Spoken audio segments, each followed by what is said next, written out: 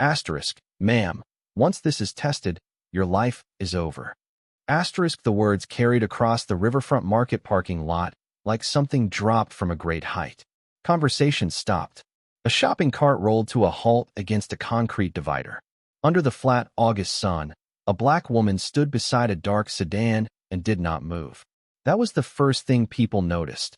Not the officer, not the clear plastic evidence bag he held up for everyone to see, but her stillness. She looked neither frightened nor angry. If anything, she looked like someone watching a play whose ending she could not quite see. The officer lifted the bag higher. White powder shifted inside it. "You want to explain this?" he said, loud enough for the back of the crowd. "Recovered from your vehicle. Witnesses saw everything." She glanced at the bag for less than a second. There's nothing to explain. It was the wrong answer. He had braced for tears, for the frantic, overlapping denials he'd heard 100 times, and instead he got 4 flat words and a gaze that didn't waver. Several people had their phones up now. A delivery driver had climbed down from his truck to watch. The officer felt the crowd settling in his favor and let himself enjoy it. What he did not feel, yet, was the small wrongness underneath it, the way her eyes never went to the bag, as though the powder were the least interesting thing in the lot. His name was Derek Hayes, and he had worn a badge for 19 years. He carried himself with the ease of a man who had learned, early, that the first version of a story almost always wins. His uniform was pressed. His posture was relaxed. To anyone arriving mid-scene, he looked like a professional doing a routine, regrettable job. He folded his arms. "You understand how serious this is. I understand exactly how serious it is." Measured. Controlled. A sentence with the weight of someone who used precise language for a living. A young woman near a pickup truck whispered to her husband. Asterisk, why is she so calm? Asterisk, he had no answer. Neither did Hayes, who had spent 2 decades learning to read people. Fear first, then anger, then the bargaining, and was getting none of it. "You seem unusually relaxed," he tried. She tilted her head. "Should I be? Most people would be. Fear doesn't change facts." She said it quietly, almost gently, and let it sit in the heat. A reporter at the edge of the crowd narrowed her eyes. Maya Okafor had been on her way to her car with a cold coffee and a dead afternoon when the noise pulled her over. Something about the woman snagged at her. Not a stranger's face. A face from somewhere formal. Somewhere with a seal on the wall. Hayes pressed on, because pressing on was the job. He pointed at the bag again. He repeated witnesses. He repeated your vehicle. And every time, the woman gave him back the same level voice, until the rhythm of it stopped sounding like an interrogation and started sounding like a contest he was quietly losing. "There are cameras here," she said. Not a threat. An observation. She looked, deliberately, at the corner of the grocery facade, then at the bank across the access road, then at the office building with the news van parked outside it. Several, I'd guess. Hayes's confidence flickered, just once, for less than a heartbeat. But Maya was close enough to see it. It was the delivery driver who said it out loud first. "There's like 6 cameras on this lot. Manager told me when they got broken into." A store employee near the doors nodded without quite meaning to. Maya's thumb was already moving across her phone, scrolling back through her own work. A courthouse piece she'd filed 2 months ago, a photo of a panel at a legal ethics forum. She stopped. She looked up at the woman. She looked back down. The blood went out of her face. "Oh my God," she said. A man holding a shopping basket turned. "What?" Maya took a step forward, her heart suddenly loud in her ears. "That's Judge Vanessa Coleman." A pause. "That's a federal judge." The name went through the crowd like current through water. Asterisk Coleman. Federal Judge. Asterisk phones that had been recording an arrest were now searching a name, and the same calm face stared back from a dozen small screens, robed, gavelled, captioned with the word asterisk honorable.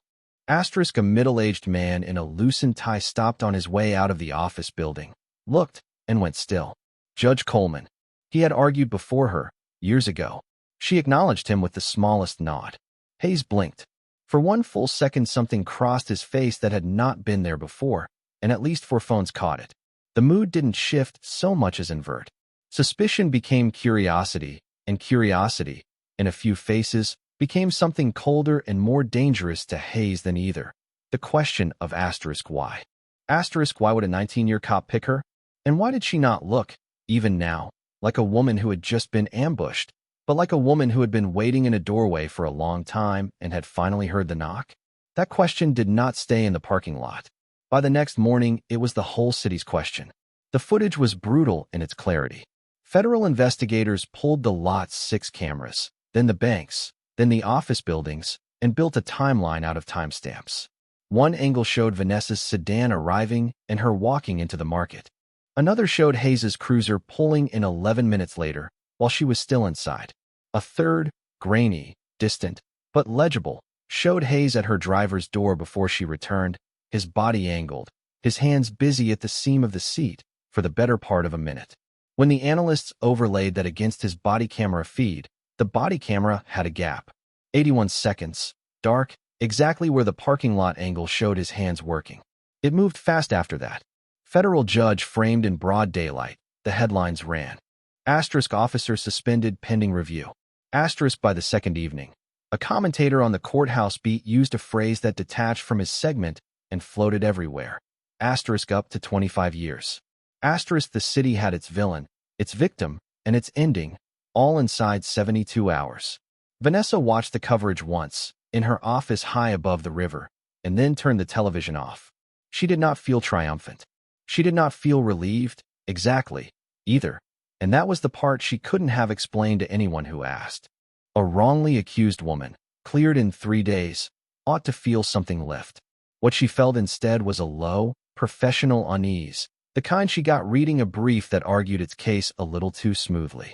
She knew why a story this clean made her uneasy, even if she would not yet say it out loud. She had spent 4 years presiding over Webb v. Riverfront Metro PD, a suit by people whose cash and cars the department had seized under civil forfeiture and never given back, never charged anyone over, never accounted for. 3 weeks before the parking lot, she had signed an order in that case the department had fought as though their lives depended on it. And 3 weeks later, a 19-year officer had chosen, in front of 6 cameras, to end her career. Maybe it was nothing.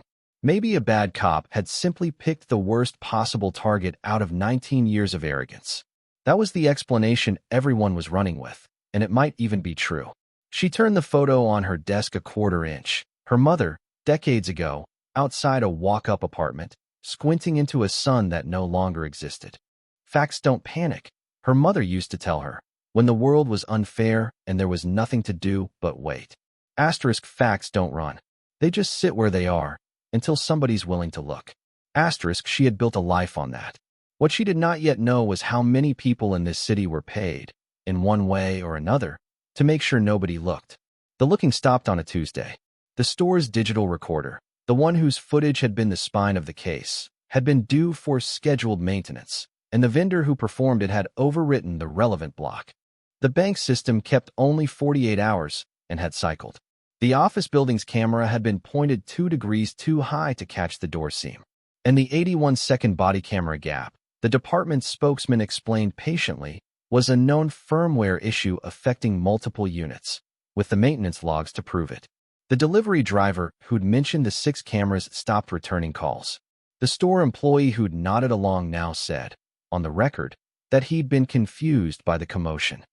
The union filed a grievance about the suspension. A defense-friendly outlet ran a long piece with the words "rushed to judgment" in the headline, and the phrase, like 25 years before it, slipped loose and traveled. And the man who steadied the whole reversal was the one nobody suspected. Chief Adrian Pruitt ran the department's Office of Professional Standards, Internal Affairs, with a better name and a better suit. He had spent years building a reputation as the rare insider willing to clean his own house. There were op-eds about him, a framed civic award, a habit of being quoted whenever the city needed proof that someone inside cared. When he stepped to the microphones outside headquarters, the room went quiet the way rooms do for people who have earned it. "I will not prejudge an officer," he said, "and I will not prejudge a judge. What I will do is follow the evidence, all of it, wherever it leads, even when that's uncomfortable for this department. Especially then." He let it land. "We owe Judge Coleman the truth. We owe Officer Hayes due process. Those are not in conflict. They are the same promise." It was a perfect statement. By framing the corrupted footage as a reason for patience rather than alarm, he converted the city's outrage into doubt. Investigators slowed. Pruitt was named to coordinate the department's cooperation with the Federal Review, the natural choice, the reformer. And while the cameras admired his integrity, his office filed the paperwork that mattered. With Judge Coleman now a complaining witness in a criminal matter, she could not remain on *web. Recusal was unavoidable. The case would be reassigned. And a quiet new motion argued that the order she had signed 3 weeks ago, the product of a judge with an undisclosed grievance against the department, should be revisited and undone. In her office above the river, Vanessa read the reassignment notice twice. Then she set it down and looked at the city, and for the first time since the parking lot, she felt the unease sharpen into something with edges. It wasn't fear. It was recognition. 6 cameras did not all fail in a single week by accident. Someone had reached into a half-dozen separate systems, on a clock, and made the truth disappear, and the only man with a hand on every part of the response was the one the whole city had just decided to trust. Who has reached like that? The answer did not come from the parking lot, or the courthouse, or the cameras. It came out of a storeroom that smelled of cardboard and bleach, and it nearly didn't come at all. Nina Reyes had been a property technician in the evidence division for 4 years, and for 4 years she had been very good at not adding things up. You learned that, on the job. A destruction certificate signed for a weight that felt high. A seized car that left the lot before its paperwork did. Small wrongnesses you filed next to the large rightness of a paycheck and a pension in a city that did not hire many people who looked like you for jobs like this. It was the parking lot case that broke her, because she recognized something on the news she wished she hadn't. The bag Hayes had held up. She'd seen its markings before. She watched the freeze-frame loop on her phone in the break room, the bag turning under the August sun, and her stomach went cold before her mind caught up. The seal tape pattern. The handwritten batch code in the corner, the way the technician who'd logged it always crossed his sevens. She knew that batch. She had helped log that batch. Heroin, 11 months ago. And she had stood in the doorway of the incinerator bay and initialed the witness line herself the day her supervisor signed it destroyed.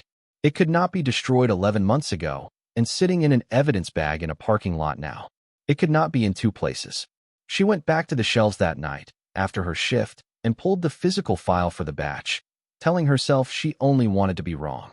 She was reading the destruction certificate by the light of her phone when a voice behind her said, "You're here late, Reyes." Lieutenant Roy Calder ran the division. He was a broad, unhurried man who kept the keys to the cages on a ring he never set down, and he had a way of standing too close and smiling while he did it. He was smiling now.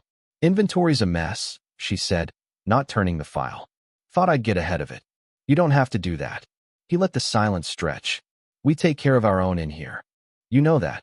His eyes went, once, to the file in her hands, and then back to her face, and his smile did not change. "Go home, Nina. Late nights are how people make mistakes." She went home. She did not sleep. And in the morning, she copied the file, the intake log, the storage transfers, the destruction certificate with her own initials on the witness line, onto a drive she carried out in her shoe. She gave it to Maya Okafor in a stairwell 2 days later, both of them talking fast and low. "This batch was destroyed," Reyes said, her hands not quite steady. "It says so. Signed. Witnessed. By me. And it's in a parking lot 11 months later." She pressed the drive into Maya's palm. "I'm not the only one who's noticed something's wrong in there. I'm just the only one stupid enough to take it out." Maya laid the batch code from Reyes's printout beside the batch code visible in the freeze frame that hadn't yet been scrubbed off the internet. Same code. Same cross sevens.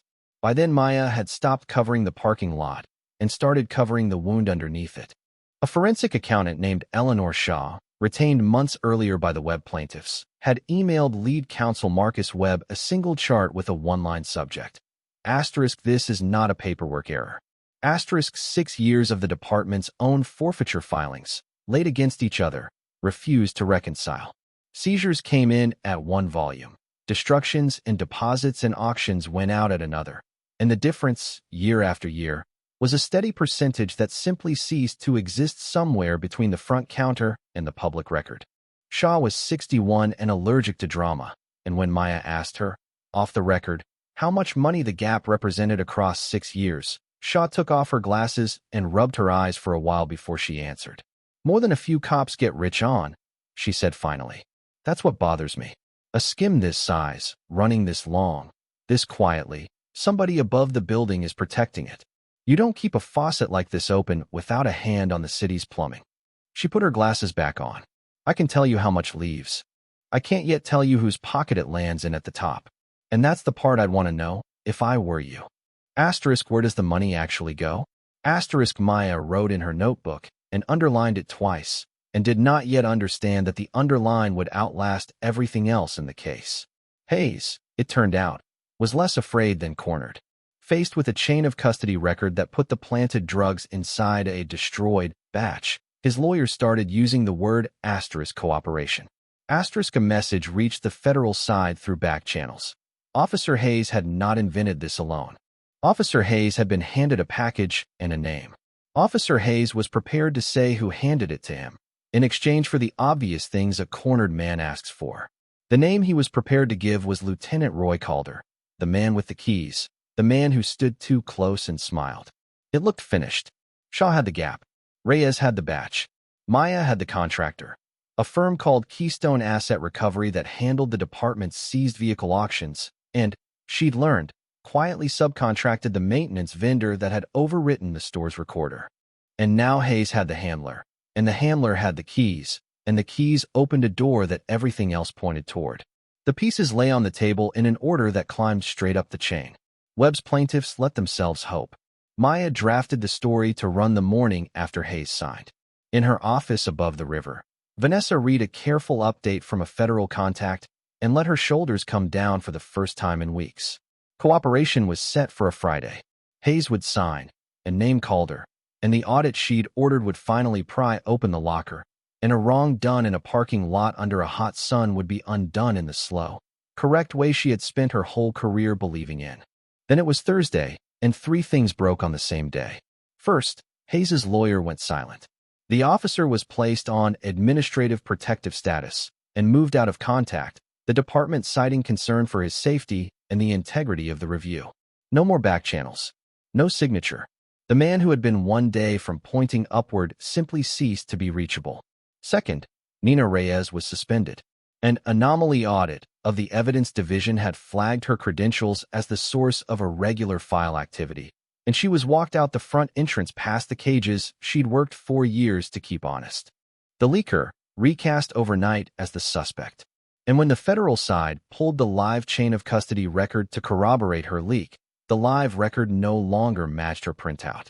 In the department's system, the batch code now read differently. The destruction date sat in a different month. The witness signature belonged to someone who'd been on leave that week. Set side by side, Reyes's copy looked like the forgery and the official database looked like the truth. Somebody had gone into the live system and rewritten history faster than history could be used against them. Third, and this was the thing that made Vanessa set down her coffee and go very still.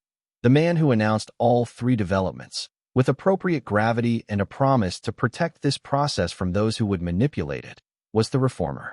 Chief Adrian Pruitt stood at the microphones again and explained that a disgruntled technician had apparently fabricated records to inflame an already painful situation. The department would not be tried by leak. The public could trust the review, he said, asterisk, because he was the one guarding it. Asterisk, and Vanessa understood, all at once, with the cold completeness of a verdict reading itself in her head. The investigation had not stalled by accident in any of those weeks. It had been steered. The footage had not failed. It had been failed. The reassignment of Webb, the motion to undo her order, those were not housekeeping. They were the point. Every time the case had seemed to work, it had been working for someone, being shaped and slowed and narrowed by the one-person position to touch all of it and trusted by everyone to touch none of it. The man leading the hunt for the corruption had built the corruption.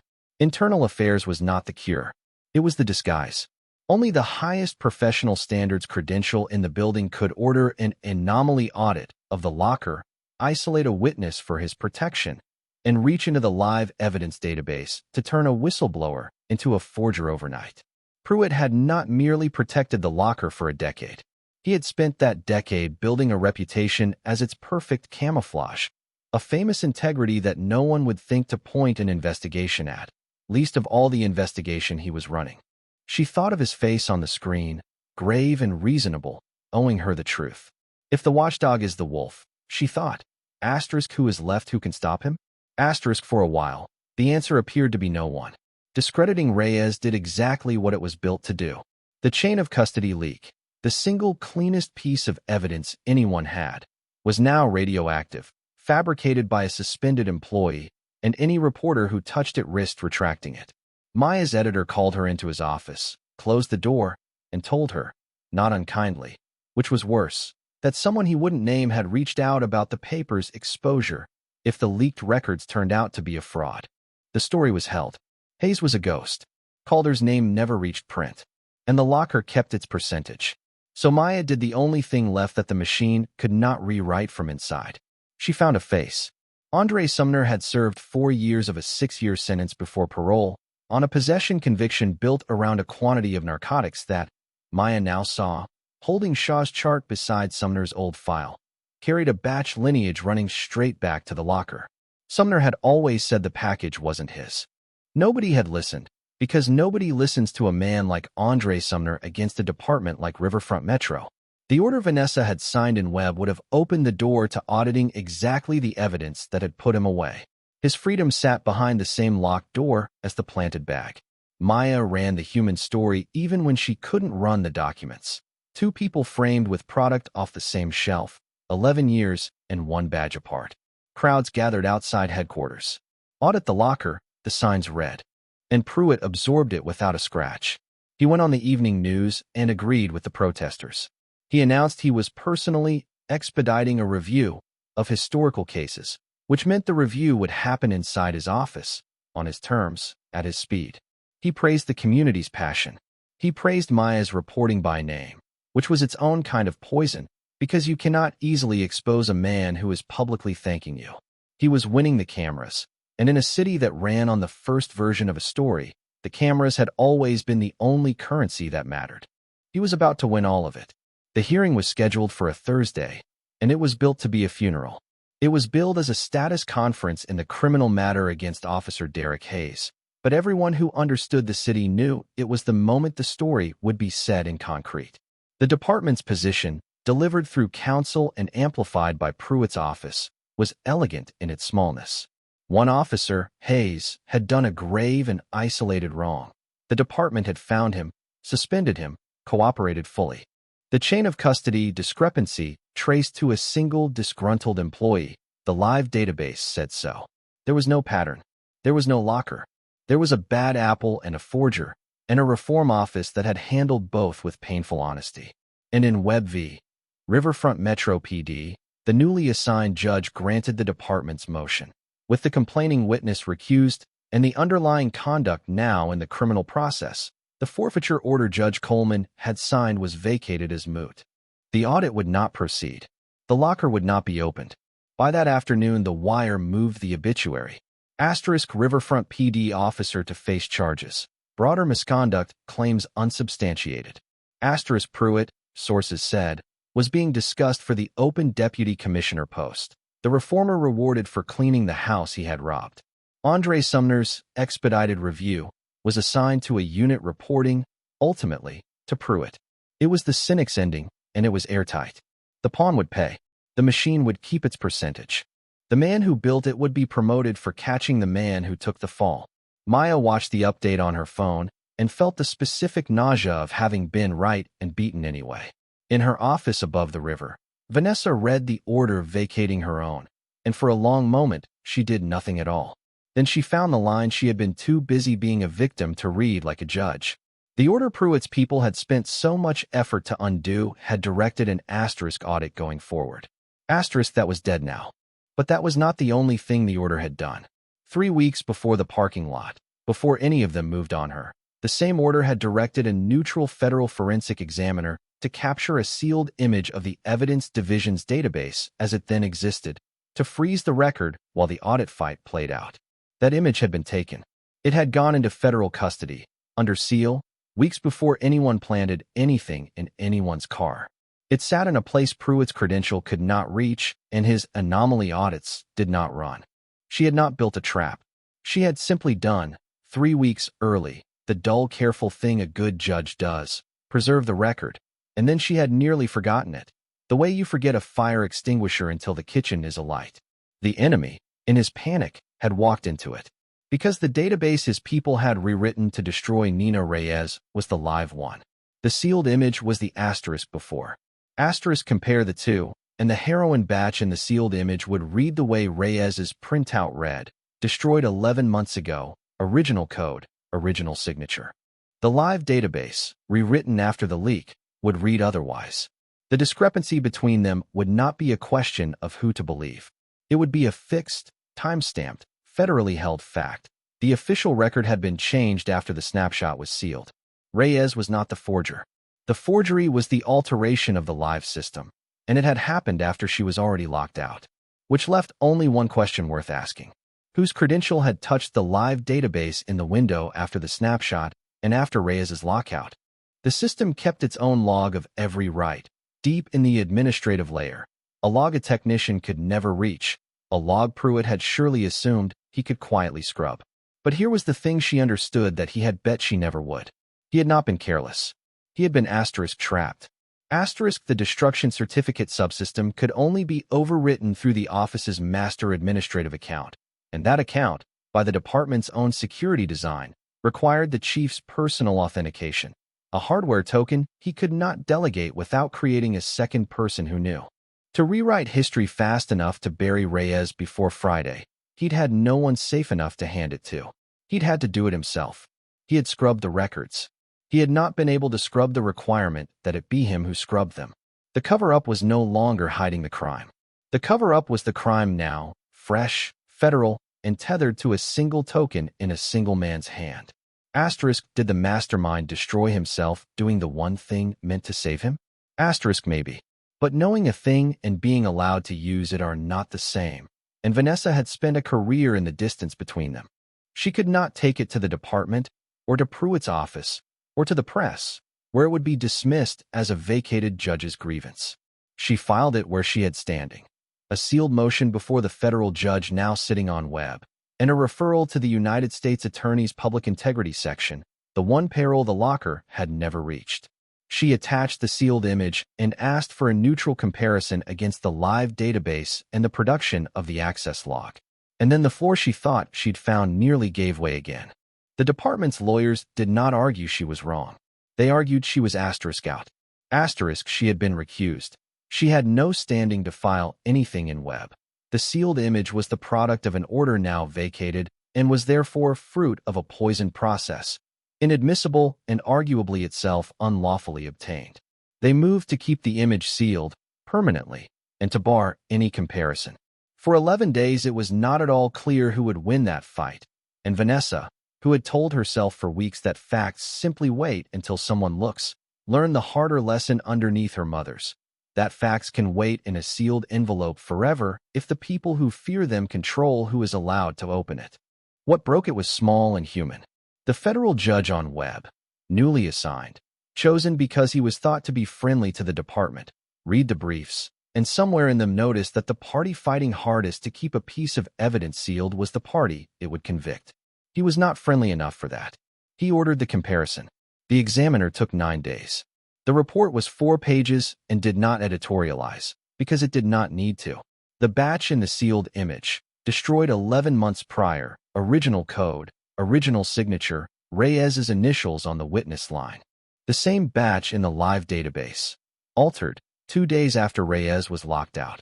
The credential that authored the alteration and 17 others across 6 years of destruction certificates was the master account of the Office of Professional Standards. And the master account's hardware token, building access records confirmed, had been used from Pruitt's own terminal on his own badge entry in a 14-minute window when the access logs placed him alone in the office. He had spent a decade making the records say what he needed. He had never imagined a record that had been taken away from him before he knew to lie. It came apart the way big things always do, slowly, then somewhere else, then all at once. Calder was indicted first, the man with the keys, and Calder looked at the same arithmetic everyone else was now looking at and chose to talk rather than absorb it alone. With his cooperation, Keystone Asset Recovery's books were opened, and the route from the locker through the auctions and out the far side was traced, through shells, through consulting invoices, into accounts that had, until then, only been a smell. And Derek Hayes, the discarded pawn, learned the thing that finally moved him. A federal agent slid a single page across a table in the room where he'd been kept for his protection. The forensic report, Pruitt's name on the alterations, the timestamp. Hayes read it twice. He had spent 4 months believing he was being shielded by a powerful man. He understood now that he had been shelved by one, kept quiet and disposable until the day he could be convicted alone. He was going to let me eat all of it, Hayes said, to no one in particular.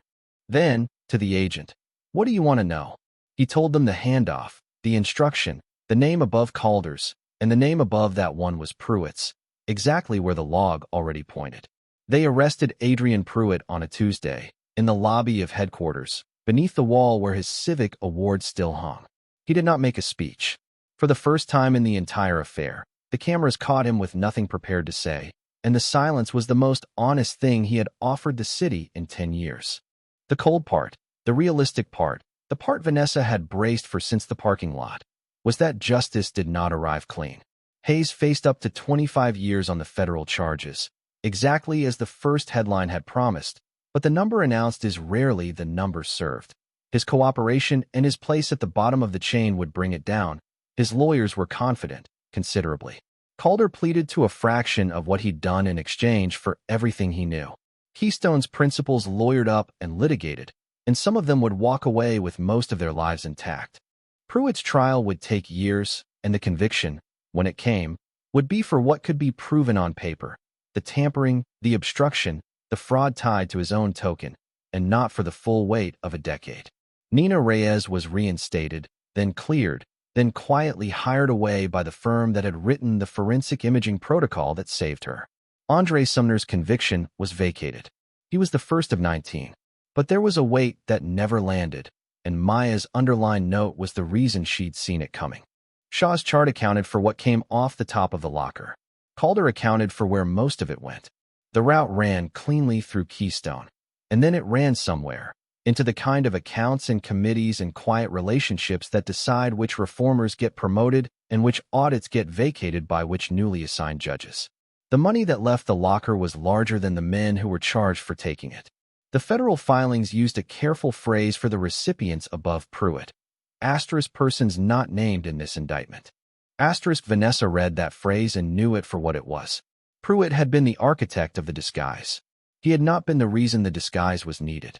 Somewhere above him sat whoever had wanted a decade of quiet money and a famous integrity to launder a reputation as readily as cash.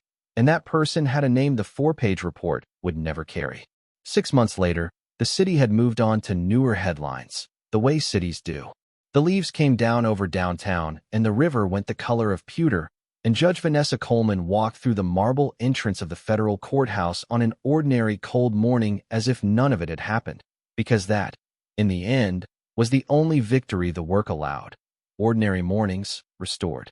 A cluster of law students stood near the rotunda for a tour, notebooks out, with that particular shine on their faces that she remembered from her own student years under library lights, wondering whether she belonged in rooms like this. One recognized her, and then they all did, and a hush of straightened postures moved through the group. Their professor thanked her for serving as an example, he said. She thought about how to answer honestly, which was harder than answering well. Preserve the record, she said finally. Before you know you'll need it. Especially before you know you'll need it. A pause. The people who do wrong are very good at changing what the record says. They are almost never as good at changing what it asterisk said. Asterisk, a few of them wrote it down. Most would forget it by the weekend. One of them, she suspected, would remember it on exactly the day it mattered, years from now, in a room with a seal on the wall. That was enough. That was how the work continued, not in verdicts, which were temporary, but in the handful of people who learned to look before they were told to. Later that afternoon, she stood at the high window above the river, watching the light move across the water and the bridges, the same city that had condemned her in a parking lot now flowing past below her without a thought. She had her peace. She had earned it the long way. She also had, in a locked drawer of her mind, the phrase from the indictment. Asterisk persons not named. Asterisk somewhere out there a name had bought a decade of cover and was now buying a quiet retirement on the far side of a scandal that had stopped one rung below it. Pruitt had been the wall. She had brought down the wall. But a wall is built to hide something, and the thing it hid had simply found another wall. She placed a hand against the cool glass and watched the river carry the light away, toward the buildings where that name lived, untouched, comfortable, and waiting, as patient as evidence and far better protected. Asterisk where did the money really go? Asterisk she didn't know. Yet. But she had learned, a long time ago, the one thing that kept men like that awake. Facts don't panic. Facts don't run. They just sit where they are, until someone is willing to look.